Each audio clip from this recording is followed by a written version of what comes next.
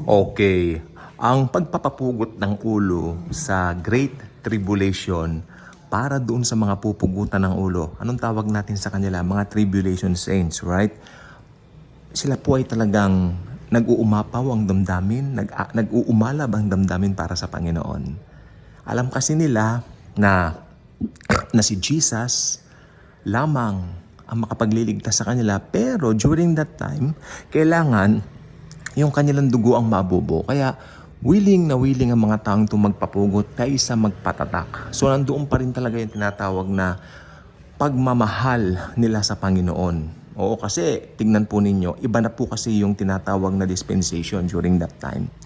Pero itong mga taong ito, talagang makikita po natin dito yung karakter nila Shadrach, Meshach, Abednego. No? Kaya lang Old Testament po yon. Pero mas mabigat po ito. Kasi talagang dito, talagang they're willing to do it for Jesus. Dahil tandaan po ninyo, iba na nga po ang dispensation dito.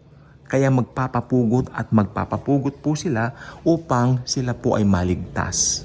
Okay. At ang pagpapapugot po ng ulo dito ay tinatawag po ng talagang tanging paraan para maligtas. Kasi without the shedding of blood, there will be no remission of sins. Pero mga Kristiyano po ito, masaya po nilang gagawin ito. I believe in that. Masaya po sila magpapapugot. Kasi alam nila, pag nagpapugot sila ng ulo, alam nila yung destination nila ay langit. To be with the Lord forever. Kaya makikita naman po natin doon sa Revelation chapter 20 verse 3, kung di ako nagkakamali, nakalagay doon. At silang mga pinugutan para sa Panginoong Jesus. Diba? Talagang nandoon, nakaakibat doon eh.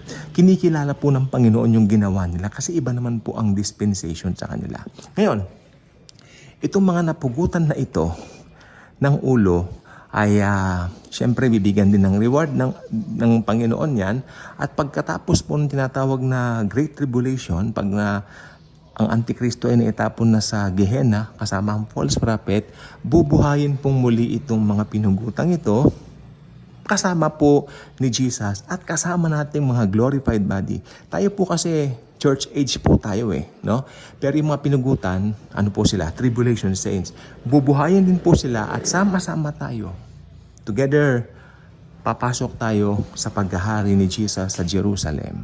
At sa buong mundo na rin, no? Jerusalem lang po ang pinaka-headquarters.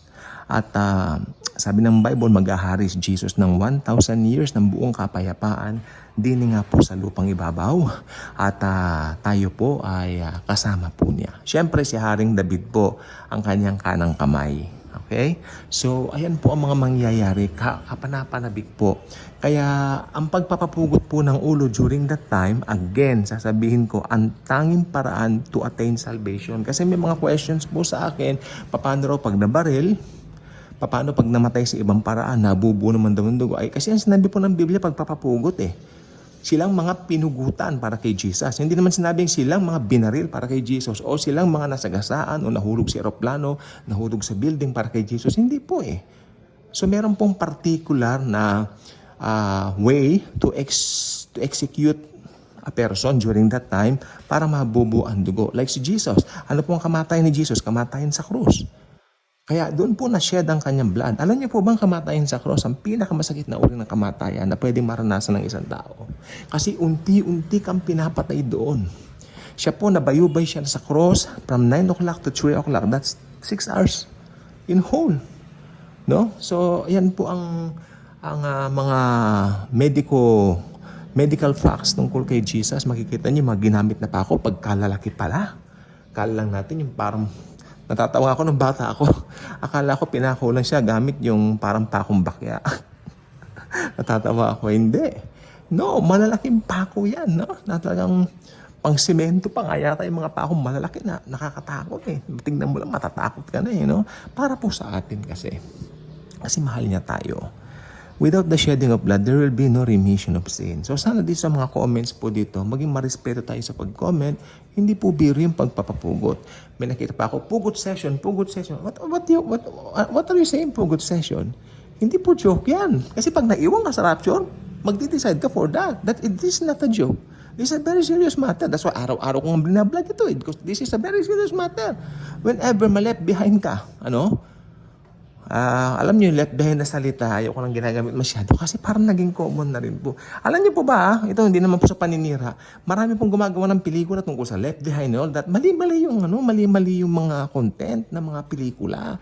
Hindi po ganun. Mali yung Hindi ako agree. Maniwala kayo sa akin. Kaya sa Bible lang po tayo.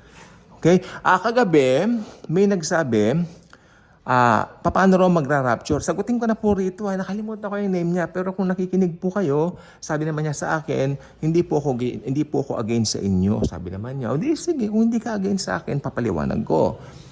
Kung sabi niya, bakit daw sinasabi ko magra-rapture ng 2024? Well, ito pong ibig ko lang sabihin, kaya nakalagay doon ng 2024 kasi anytime pwede mag-rapture. Kung hindi nangyari ngayon, ilalagay ko roon 2024 o 2023. Yung nakaraan 2022, nilalagay ko, di ba? Kasi imminent po siya. Ang ibig sabihin ng imminent or imminency ng pangyayaring ito ay anytime. Okay, sabi nga ni Dr. David Jeremiah, pinapahinggan ko siya kanina, sabi niya gano'n, mabuhay tayo araw-araw na parang ito na yung araw ng rapture. Kasi lagi kang magiging Jesus conscious, Christ conscious ka lagi. Jesus conscious ka. Okay, may nagsabi pa sa kanya na mayroon pa nag-comment sa akin na siya rin yata ito sabi niya ganoon. Pinapangarap ko raw na magra-rapture na anytime pero wala pa naman din third temple. Ang sabi ko, makinig kang mabuti. Kasi ikaw na nag-comment, kayo po na nag-comment, please makinig po kayo mabuti. Importante po ito. Talagang magra-rapture muna bago magka-third temple. Hindi pwede magka-third temple muna pagkatapos magra-rapture. Hindi po yun. Wala pong senyalis ang rapture kasi imminent po siya. Makinig po mabuti. Sabi ng Bible, hindi lalabas ang Antichrist hanggang nandito yung restrainer. Sino ba ang restrainer o sa Tagalog, yung humaharang o yung hadlang para makalabas ang Antikristo? Ang church. Tayo po yun. Tayo mga believers ni Jesus.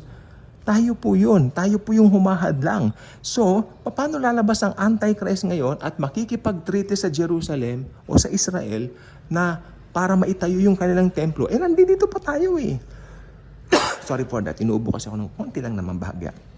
Mainit kasi yung panahon, humid. Okay, saan na ba tayo? Yun. Hindi siya pwedeng lumabas kasi nandito pa tayo mga born-again Christians. We are the believers of Jesus. We're still here. Hindi siya pwedeng lumabas kasi pag lumabas po siya, madali natin siya makikilala, madali natin siya matutunton kasi palabas na tayo ng Biblia. Diba? Tayo mga born-again Christians, palabas na tayo ng Biblia, nag-aaral tayo lagi ng Biblia, kaya alam natin kung sino siya. Kaya, oo nga naman, pag ni-rapture na tayo ng Panginoong Hesukristo, maski lumantad yan, ang maiiwan dito yung mga walang alam sa Biblia, ayaw siyang lumabas kasi wala namang babati ko sa kanya. Kaya doon po siya lalabas at doon siya makikipag-peace treaty. At pag nakipag-peace treaty siya, doon pa lang nila itatayo ang third temple. Napakadali lang po magtayo ng templo. 2 months lang tapos ang templo. Madali lang po yan. Pero wala na po tayo noon. Yun po ang sagot ko. Okay? Ngayon, if you believe otherwise or other than that, I cannot do anything for that. No? Basta ang suggestion ko lang, read the Bible. Kung ano yung nakalagay doon, doon lang po tayo. Huwag tayong lilihis. Kasi sabi ng Bible, hanggat nandito yung restrainer, hindi yan matutupad. Meron po yung context. Okay? At sabi nga mo, actually, lantaran na, nandito pa yung restrainer. Nandito pa po tayo. Kaya wala rin tatakang nangyari ng COVID vaccine kasi nandito pa po tayo. And besides, sino yung Antichrist? Sino yung nag-utos na magtatak ng COVID? Wala. Wala silang mapakita. Amen? Hindi naman tayo naniniwala na system ang Antikristo. At lalo tayo hindi naniniwala na si Nero ang Antikristo. Hindi naman tayo preterist.